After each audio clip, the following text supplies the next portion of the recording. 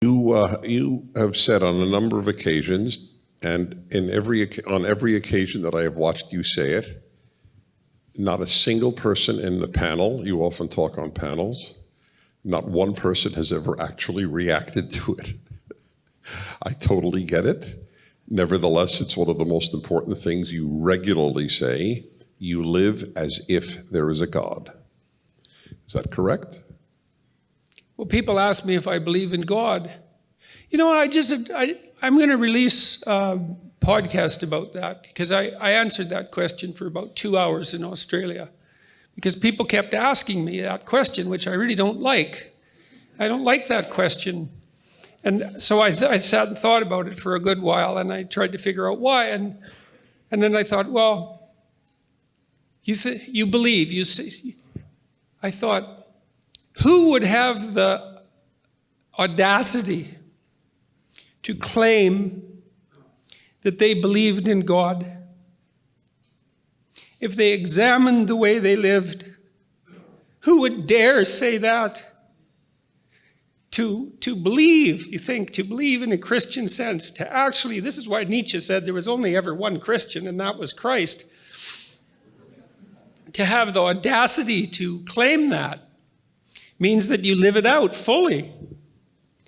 And that's an unbearable task in some sense.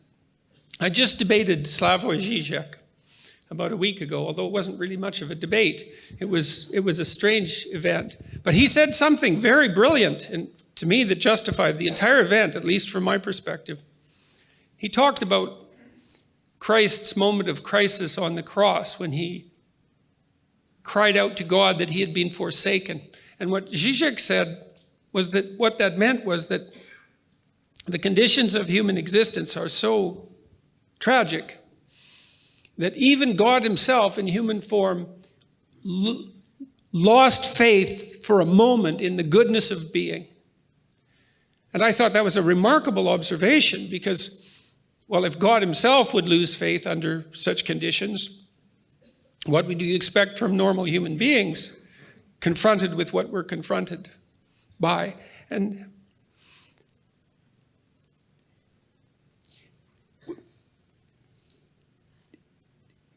to be able to accept the structure of existence, the suffering that goes along with it, and the disappointment and the betrayal, and to nonetheless act properly, right? To aim at the good with all your heart, right?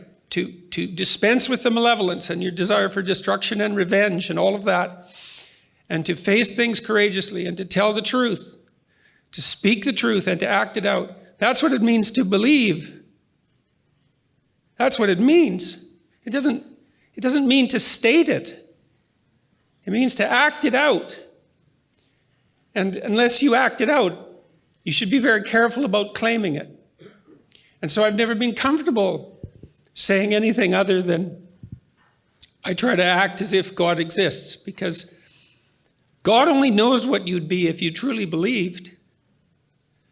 I mean, if you think about it in some sense, that's the central idea in Christianity, is that if you were capable of believing, it would be a transfiguring event, a truly transfiguring event. And I know people experience that to one degree or another, but we have no idea what the limit of that is. And we have no idea what the possibility is within each person if they lived a life that was maximally courageous and maximally truthful.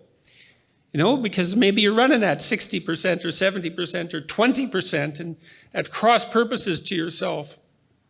God only knows what you'd be if you believed. And so, well, I try to act like I believe, but I'd never claim that I manage it, because it's a lot to manage properly. And you have to be careful about claiming to manage things that you can't manage. And so that's part of the answer to that question. It's a great